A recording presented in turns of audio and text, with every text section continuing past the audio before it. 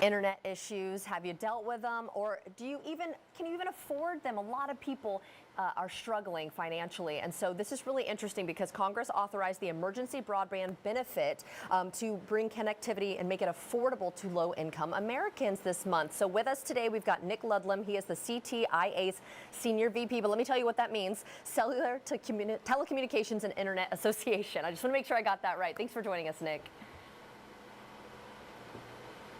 Thank you for having me. So what is the Emergency Broadband Benefit Program? Yeah, well, the Emergency Broadband Benefit Program it's a really exciting new program which is designed to help low-income Americans pay for their broadband connectivity. And there's lots of benefits available, but among them, eligible Americans can get up to $50 a month off their monthly wireless bill, or up to $75 a month off if they live on tribal lands. Wow, and that's going to help so many people, I mean, especially after the pandemic. So why is the wireless industry wanting to participate, and who is participating, Nick?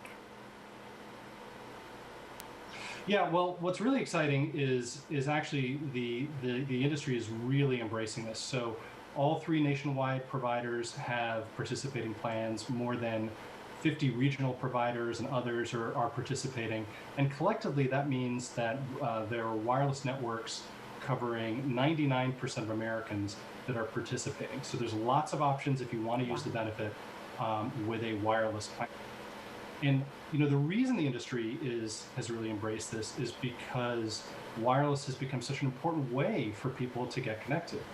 Even before the pandemic, 15% of adult Americans were smartphone only, which means that was the only way that they were getting connected to the internet. And once the pandemic started, we saw reliance on wireless just go way, way up. In the first days of the shutdowns last year, we saw voice and data use go up about 20%. One provider reported that wireless hotspot usage was up 60%. And that's because people were relying on wireless more and more to go to school, to go see their doctor, to go to work. And so it's just so important that those people were supported, that people could get connected, that they could stay connected. And the industry has been committed to that all through the pandemic and continues to. That's wonderful. So how do people find out if they're eligible, and how can they sign up? Yeah, so we have a page on our site, which is ctia.org/EBB. And on that page, you can find out if you're eligible. You can get connected to a participating wireless provider.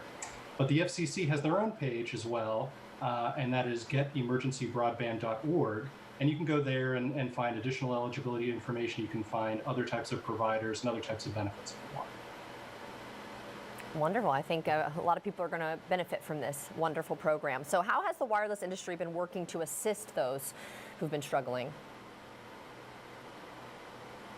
Yeah, well, I mean, as I said before, even from the earliest days of the pandemic and the shutdown, we saw reliance on wireless really, really increase. So the industry invested tons of resources into the network. In fact, while we saw all of that usage increase, wireless speeds and performance improved even in the first weeks and months and throughout all of last year. But on top of that, providers raised data caps. They distributed free and discounted service plans in some cases, set up model programs for schools or providers or first responders to make sure that people could get connected. And that commitment continues today and is a big part of the reason why we're supporting the Emergency Broadband Benefit. That's amazing, and I think this is going to help so many people. So one last time, Nick, where can they get more information? So you can go to our page at ctia.org/EBB, or to the FCC's page, which is getemergencybroadband.org.